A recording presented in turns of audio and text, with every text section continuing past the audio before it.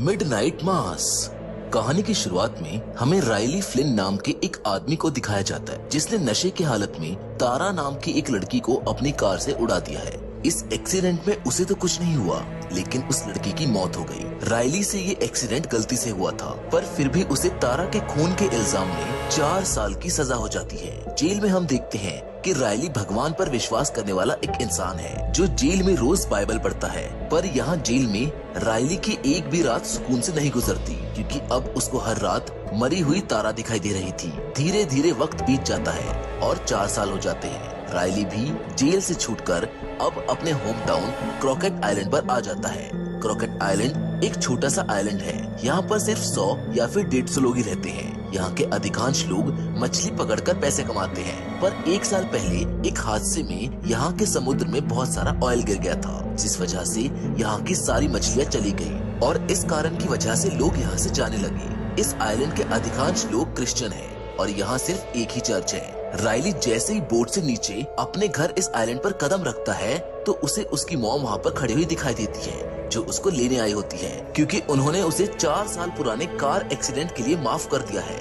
लेकिन राइली के डैड ने उसको अभी तक उसके लिए माफ नहीं किया है। राइली भी इन 4 सालों के अंदर काफी बदल गया है। अब वो पहले की तरह धार्मिक नहीं रहा है। अब उसको भगवान पर बिल्कुल भी विश्वास नहीं है। घर के रास्ते पर जाते हुए राइली और उसकी मॉम को क्रॉकेट आइलैंड का शेरिफ हसन हेलो बोलता है। तभी शेरिफ हसन इस आइलैंड के एक नशेड़ी आदमी जो को जेल में बंद कर देता है। वो उसे रोजी जेल में डाल देता है ताकि दारू के नशे में वो कहीं खो न जाए। आगे हम एरिन नाम की एक लड़की को देखते हैं जो शायद प्रेग्नेंट है। वो हर रोज इस आइलैंड के इकलौती डॉक्टर सैरा के पास अपना चेकअप करवाने आती है। तभी उन दोनों की नजर वापस आते हुए राइली और उसकी मॉम पर पड़ती है, जहाँ पर हमको ये पता चलता है कि राइली और एरिन पहले एक दूसरे से प्यार किया करते थे। अपने घर आकर भी राइली रात को चैन से नहीं सो पाता है। उसे अभी भी मरी हुई तारा दिखाई देती है। जिसके बाद हमें राइली के छोटे भाई वॉरेन को दिखाया जाता है, जो अपने दोस्तों के साथ नशे की कुछ चीजें लेकर एक बोट से इस आइलैंड के दूसरी ओर जाता है। वो सभी वहाँ पर नशा करने लगते हैं। उधर आइलैंड पर सभी लोग एक जगह इकट्ठा होते हैं, जहाँ इस आइलैंड के शेरिफ हसन और यहाँ के मेयर सबको ये बताते हैं कि कल शाम को बहुत तेज तूफान आने वाला है, तो सभी लोग अपने अपने घरों में रहेंगे और अगर तूफान ज्यादा तेज हुआ तो सब लोग चर्च में आसरा लेंगे। यहाँ चर्च की देखभाल करने वाली मिस कीन शेरिफ हसन को कुछ बातों पर नीचा दिखाने की कोशिश करती है, क्योंकि शेरिफ हसन एक मुस्लिम है और कीन को दूसरे धर्म के लोग पसंद नहीं। असल में मिस कीन एक बुरी औरत है और वो अपने आप को कुछ ज्यादा ही समझदार मानती है और दूसरे धर्म के लोगों से जलती है।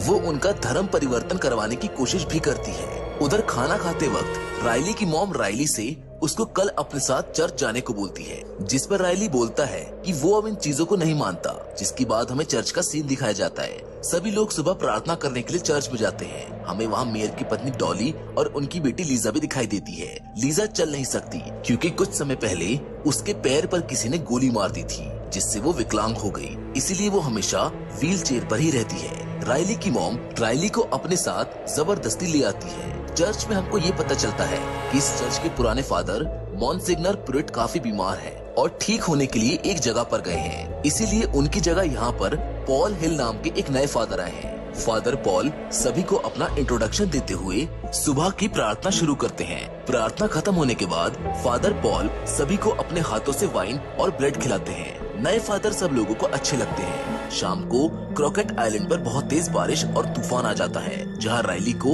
अपने घर की खिड़की से ऐसे तूफान में समुद्र के किनारे एक आदमी खड़ा हुआ दिखाई देता है। राइली को इंसान चर्च के पुराने फादर जैसा लग रहा होता है। वो उसे बचाने के लिए बाहर जाता है, पर देखते ही देखते वो इंसान गायब हो जाता है। अगली सुबह राइली की फैमिली को समुद्र के किनारे बहुत सारी बिल्लियां मरी हुई मिलती हैं, जिसको देखकर वो सब डर जाते हैं। ऐसा लग रहा था कि जैसे उन बिल्लियों की गर्दन किसी ने नोच दी हो, जिन्हें देखकर मेयर को लगता है कि इन बिल्लियों से महामारी फैल सकती है। इसीलिए वो सभी बिल्लियों को वहाँ से हटाकर कहीं दफनाने को कहते हैं। अब हमें फादर पॉल को डॉक्टर सैरा के घर पे दिखाया जाता है। वो सैरा की बीमार मॉम मिल्ड्रेड को चर्च की सुबह की प्रार्थना सुनाने आए होते हैं कि वो गॉड पर भरोसा करती है।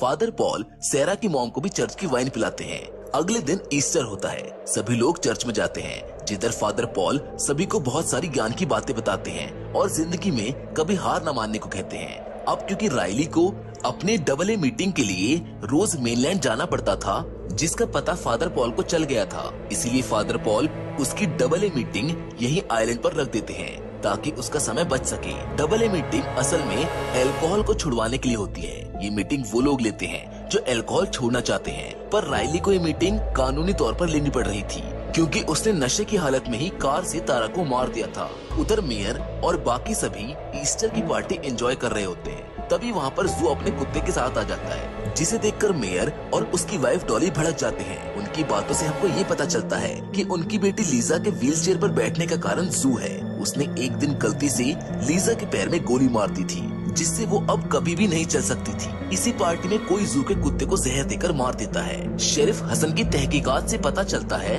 कि मिस कीन कुछ दिन पहले चूहे मारने का जहर लेकर गई थी। ये जानकर वो समझ जाते हैं कि उसने ये काम किया है क्योंकि उसे जू का कुत्ता पसंद नहीं था। जिसके बाद हम राइली को देखते हैं जो फादर पॉल के पास अपनी नशा मुक्ति क्लासेस यानी डबल ए मीटिंग के लिए आया होता है। फादर उससे धर्म और ईश्वर की कुछ बातें करते हैं, जिस पर राइली गुस्सा हो जाता है। वो फादर से कहता है कि मैं किसी गॉड को नहीं मानता क्योंकि अगर गॉड होते तो उस दिन मेरे हाथों से तारा का खून नहीं होता और मेरी जिंदगी आज इतनी बर्बाद ना होती। अगर गॉड होते तो मेयर की बेटी लीजा को हमेशा ऐसे व्हील चेयर पर ना बैठने देते।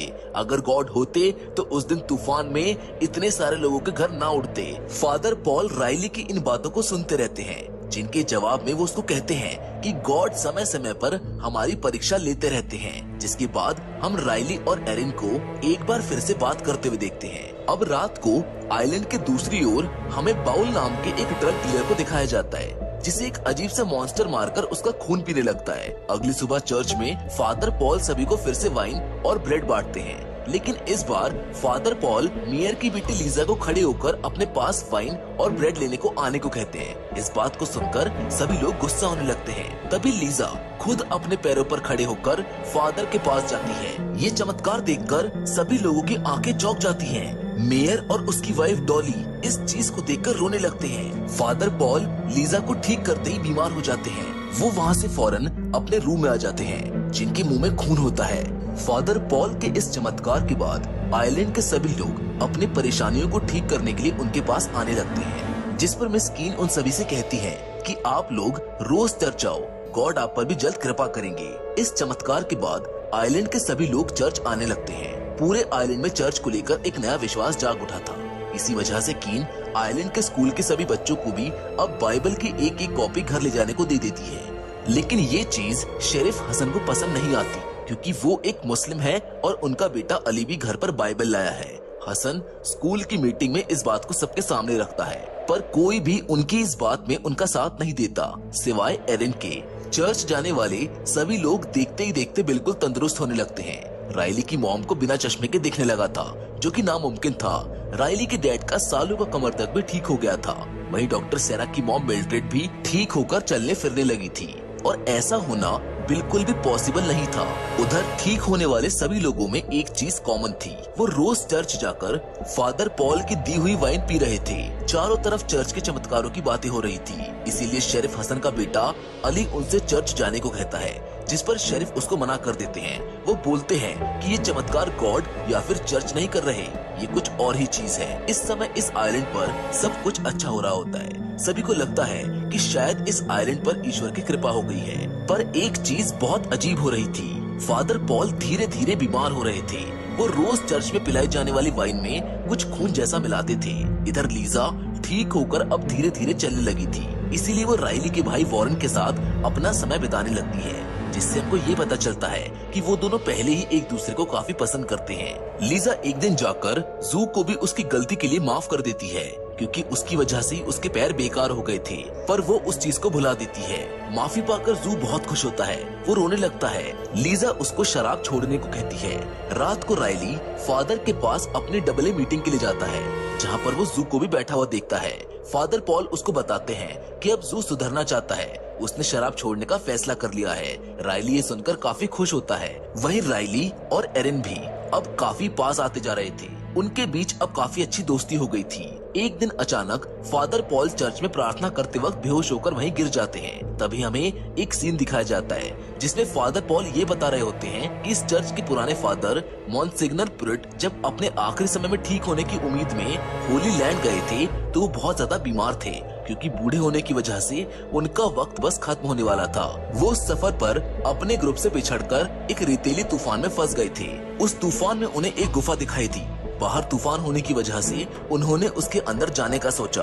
उस गुफा में बहुत अंधेरा था। मॉन्सिग्नर जैसे ही अपना लाइटर जलाते हैं वैसे ही उनके सामने एक वैम्पायर जैसा दिखने वाला मॉन्स्टर आ जाता है। वो उनका खून पीने लगता है, पर वो मॉन्सिग्नर प्रुइट को मारता नहीं है, वो उन्हें अपना खून पिला देता है। अगली सुबह जब मॉन्सिग्नर की आंख खुलती है तो वो अपने आप को फिर से जवान पाते हैं। असल में वैम्पायर का ब्लड किसी को भी जवान और हर बीमारी से ठीक कर सकता है, जो कि मॉन्सिग्नर प्रुइट के साथ हो रहा था। असल में मॉन्सिग्नर प्रुइट कोई और नहीं बल्कि फादर पॉल ही थे, जो अब जवान होकर इस क्रॉकेट आइलैंड पर आए हैं। उन्हें लगता है कि वो मॉन्स्टर कोई एंजल है जिसने उन्हें जवान कर दिया, इसीलिए वो उस मॉन्स्टर को भी क्रॉकेट आइलैंड पर अपने साथ एक बक्से में बंद कर ले आते हैं ताकि सब लोग उसका आशीर्वाद ले सके।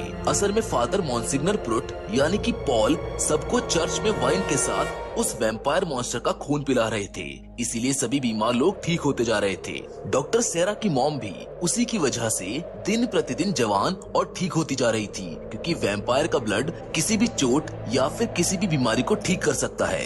अब रात में मिस कीन, मेयर और उसकी वाइफ डॉली फादर के घर पर बैठकर कल होने वाली पार्टी के बारे में बात कर रहे होते हैं कि तभी फादर अचानक से खून की उल्टी कर वहीं पर गिर जाते हैं। मेयर उनकी धड़कनें चेक करते हैं, जहां पर उनको पता चलता है कि वो मर चुके हैं, लेकिन तभी फादर एकदम से जाग जाते हैं, जो कि नामुमकिन था। वो मरने के बाद दोबारा जिंदा हो गए थे। कीन इसे गॉड का एक चमत्कार बताती है, पर मेयर और डॉली काफी डर चुके थे, जिसके बाद हमें एरिन को दिखाया जाता है। एरिन अपने डेली चेकअप के लिए डॉक्टर सेरा के पास जाती है। इस बार वो उसको बताती है कि उसके पेट में उसका बच्चा ही नहीं है, यानी किसी तरीके से उसका मिसकैरेज हो गया है, वो भी बिना उसको पता चले।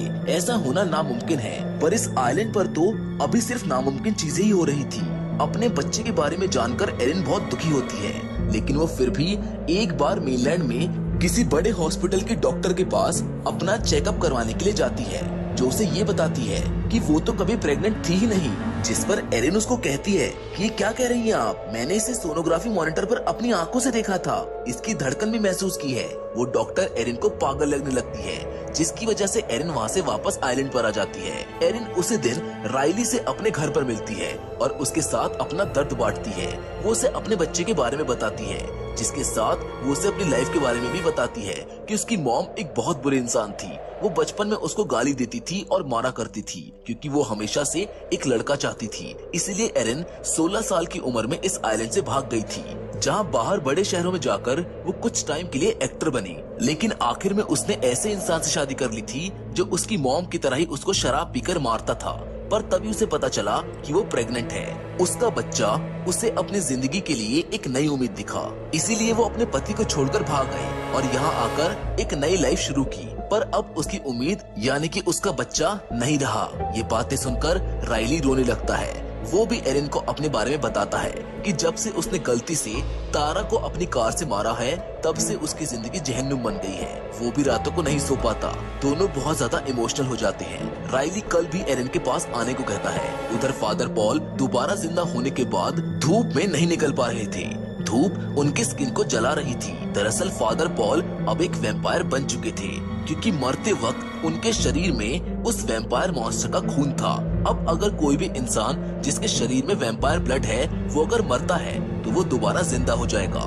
लेकिन वैम्पायर बनकर फादर भी अब वैम्पायर बन चुके थे, पर उन्हें अभी भी इस चीज का पता नहीं था। वो तो इसे गॉड का वरदान मान रहे थे। तभी उनके रूम में मिस कीन आती है और उनको बताती है कि मुझे, मेयर और डॉली को पता है कि आप ही मॉन्सिग्नर प्रुइट हैं। हमने आपके कमरे में आपकी जवानी की फोटो देख ली है, लेकिन हम ये राज किसी को नहीं बताएंगे, क्योंकि कीन के हिसाब से अब फादर गॉड का रूप है, क्योंकि वो जवान हो गए और मरकर वापस आ गए। कीन के जाते ही फादर पॉल को भूख लगती है, लेकिन ये भूख खाने की नहीं होती। वो तेजी से अपने हाथ को बंद करते हैं और उनके हाथ से खून निकलने लगता है, जिसे वो पीने लगते हैं। वो क्रॉस से अपना हाथ काटकर अपना ही खून पीते हैं। दरअसल फादर अब एक खून पीने वाले वैम्पायर बन चुके हैं। इसीलिए अब उनको खून पीने की तलब लगेगी। लेकिन क्या इस आइलैंड के लोग फादर की इस हकीकत से रूबरू हो पाएंगे या फिर फादर इस आइलैंड के सभी लोगों को वैम्पायर में कन्वर्ट कर देंगे? वेल, ये कहानी स्टार्टिंग में तो थोड़ी स्लो थी, लेकिन इस कहानी का एंड आपको सोचने पर मजबूर जरूर कर देगा। फिलहाल तो ये कहानी का पहला पार्ट था, लेकिन आगे की कहानी जानने के लिए आपको इसके सेकंड पार्ट का इंतजार करना होगा।